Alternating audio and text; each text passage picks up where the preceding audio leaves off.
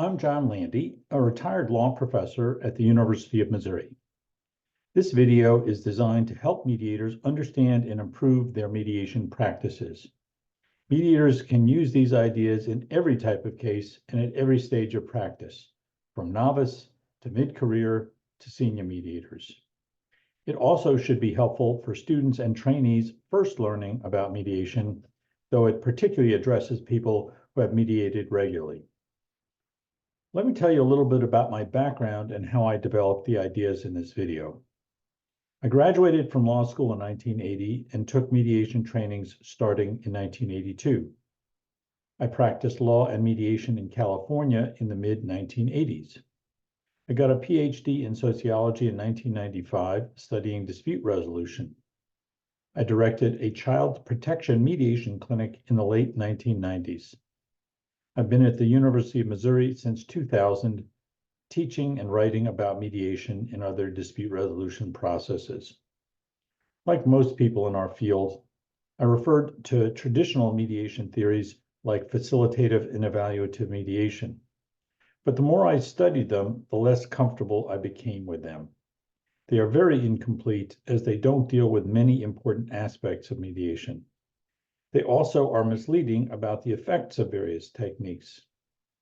This led me to develop what I call real practice systems theory to help mediators develop more realistic understandings of how mediation actually works.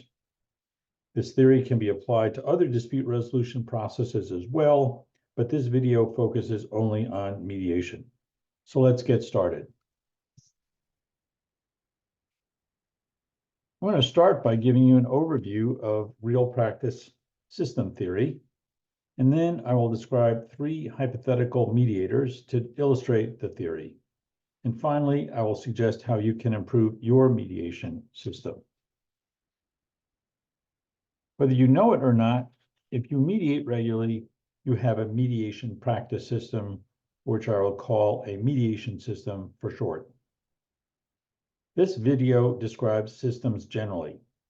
As you watch, think about your own system. So what is a mediation system? Many people think of mediation as involving only activities during mediation sessions. That is, when everybody gets together at the same time to discuss the issues, though they may be in separate private meetings or caucuses. Activities before mediation sessions to prepare for the sessions are very important parts of the process. Mediation sessions are likely to produce a much better process and outcome if everyone is well prepared from the beginning of the session. Although some mediators can't arrange for preparation before mediation sessions, preparation can be an extremely important part of mediator systems when they can do so. Mediation systems can include actions after sessions as well. Mediators may need to follow up with the parties regardless of whether they reach agreement or not. And mediators also can use the time after sessions to learn from their experiences and plan to improve their techniques in future cases. Mediators do some things unconsciously, often as part of their regular routines, such as providing information before mediation sessions or beginning the sessions. And they certainly do some things consciously and intentionally to help parties move the process forward, for example, when the parties seem stuck. Mediators' personal experiences and ideas make a big difference in their actions. For example, their experiences with their family, elementary and secondary education, communities, higher education, and training all can affect how mediators think and act in their cases. These experiences contribute to their values and goals, such as treating others with respect, helping parties make their own decisions, and avoiding court proceedings, among many others. Of course, mediators handle a wide variety of cases, and they act differently based on the type of case. For example, mediators use different techniques in small claims, family, personal injury, and complex civil cases. And they develop categories for cases and parties. They may consider some cases more or less complex, and they may focus on common types of interests and issues in particular types of cases. And they may consider parties more or less sophisticated or reasonable. As a result of factors like these, mediators develop their own systems for mediation, including both routine procedures and strategies for dealing with recurring challenges. This video and related resources are intended to help you better understand and improve your own unique mediation system.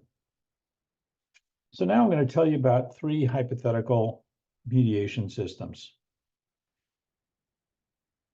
Andy is a high school teacher trained as a volunteer mediator in his local community mediation center. He learned about this center when some of his students and their parents had some good experiences with it. He generally approaches things in his life with a mediation mindset, and he likes helping people solve their problem.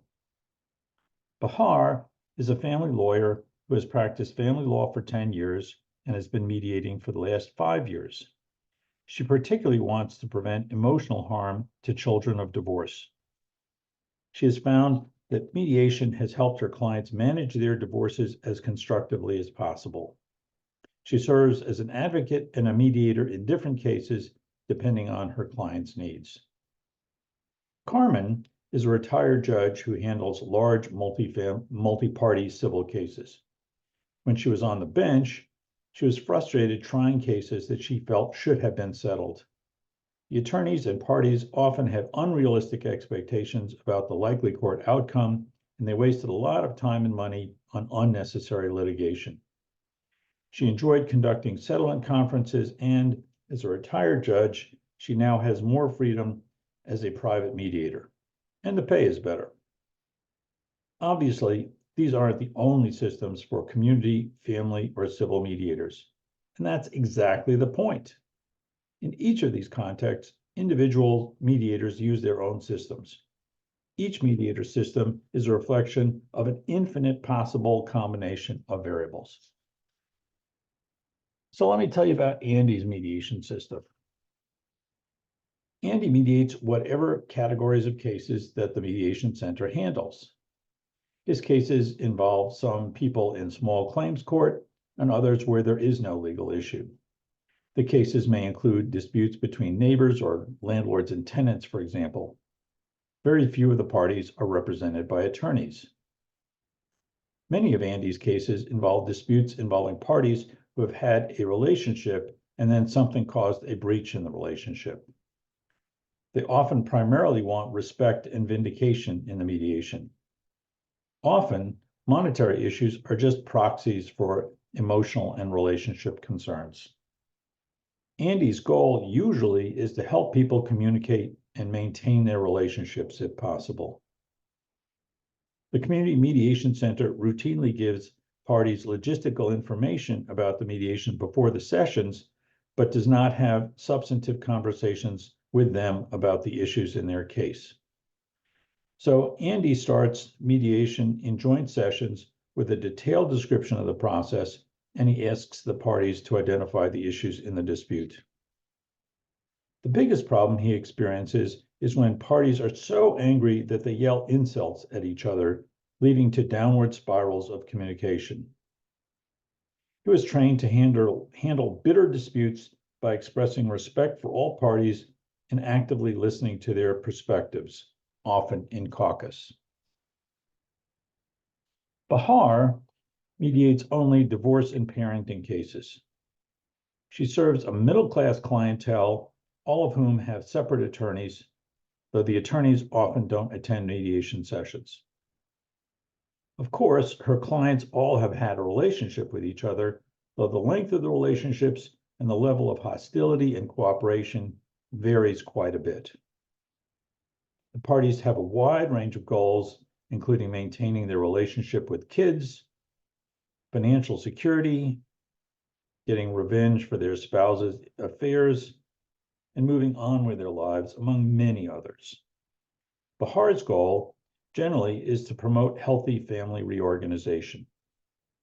She's concerned about the risks of mediating when there's been domestic violence.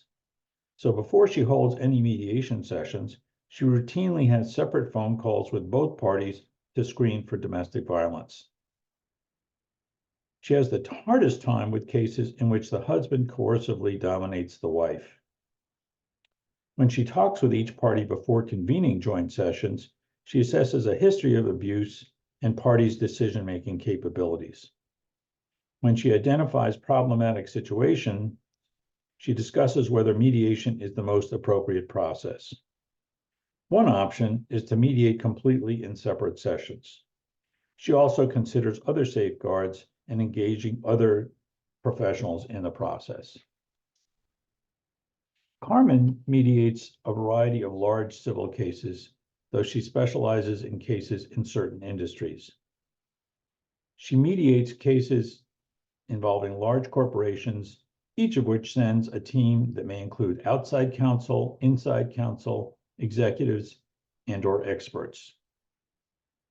Some of her cases involve business relationships gone bad, and others involve torts where the parties haven't had prior relationships. Carmen's clients generally want to maximize their partisan financial interests. That is, they want to receive as much money or pay as little money as possible. The parties and their attorneys want to demonstrate that they have the will and ability to prevail in litigation and mediation. Carmen's goal is to help parties resolve large disputes efficiently. Before the mediation sessions, she has separate phone calls with the attorneys and requires them to provide her with a memo summarizing the case. Carmen has a hard time when parties or attorneys have very unrealistic expectations about the likely court outcome and are unwilling to listen to reason.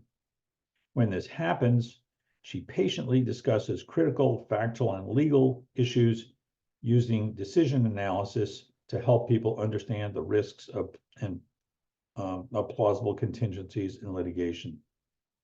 She helps parties identify and value their intangible costs of continued litigation, like damage to their relationships and reputations.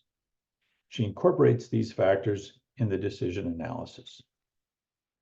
So after considering these three mediation systems, let's think about your mediation system. What kind of cases do you mediate? How would you generally describe the participants in your cases? What usually is the history of the cases? What are typical goals of the participants? What are your goals? What do you do to prepare yourself and participants for mediation sessions? What are challenging situations in your cases? And how do you handle these situations?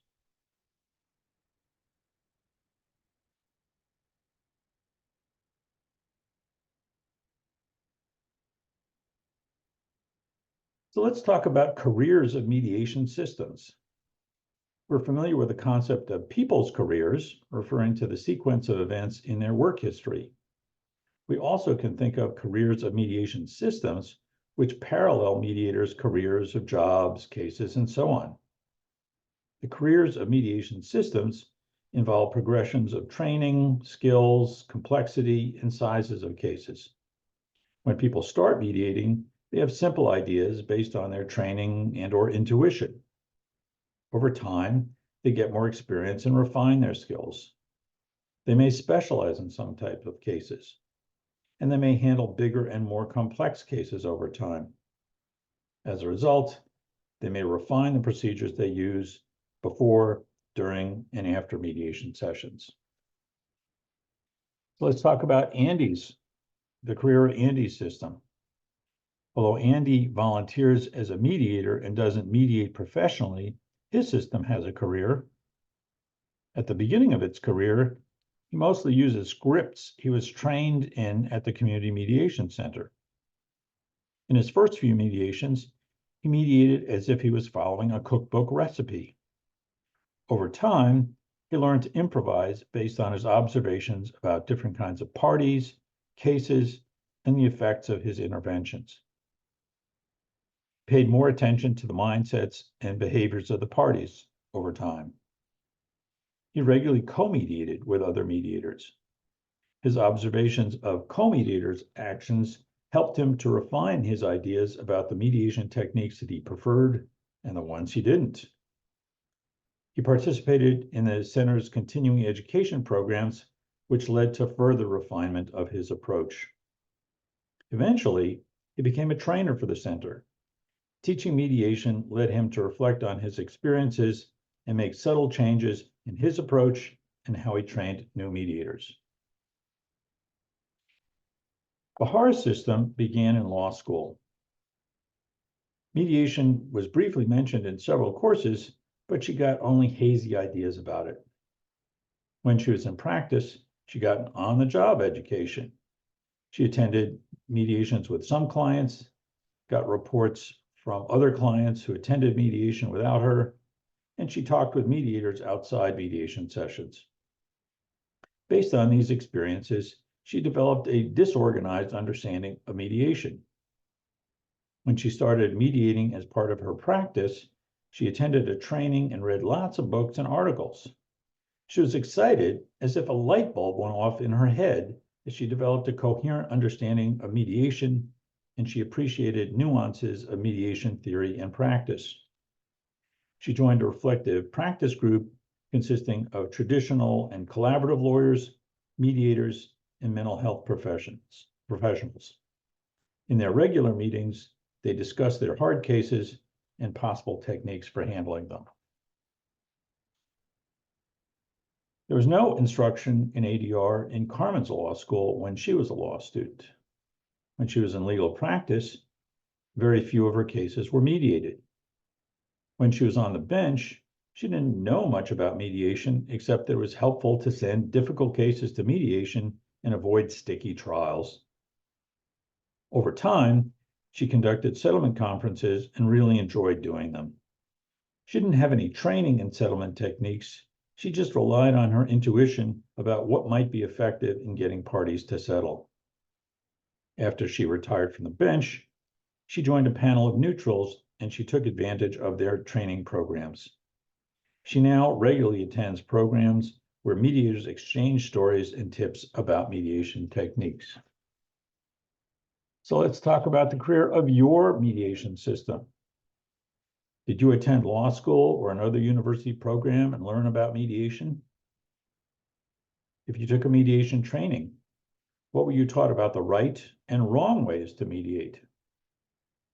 How has your mediation system changed over time? Why did you make any changes in your system?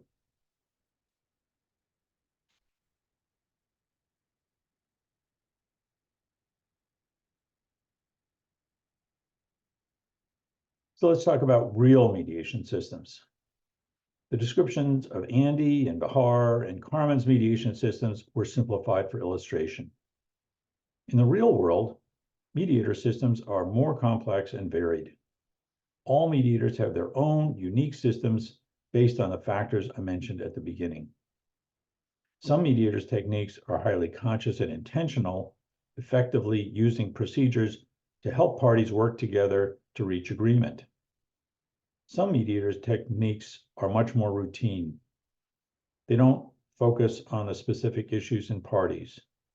Instead, they operate as if they're on autopilot, treating cases as if they're all pretty much the same. To learn about some real mediation systems, read the short article, 10 Real Mediation Systems. 10 experienced mediators described how they mediate and the factors that led them to design their systems as they do. So how can you improve your system? I collected resources to help you improve your mediation system on the Indisputably blog post entitled, Helping You Do the Best Mediation You Can. Go to indisputably.org and search for this post. You can use the magnifying glass icon in the upper right corner of the screen to do the search and enter the name of that post. That blog post links to several articles you can read, and I especially recommend the 10 Real Mediation Systems article to give you a more realistic understanding of mediation systems. The post also links to an exercise to help you identify factors affecting your unique system. It also links to a document with a detailed menu of checklists listing a wide range of mediation procedures. You can use these checklists to design your own system. Select procedures that you might use and delete ones you wouldn't use. And you can participate in an educational practice group to continue learning about and improving your mediation system. I hope that you found this video useful in your mediation work.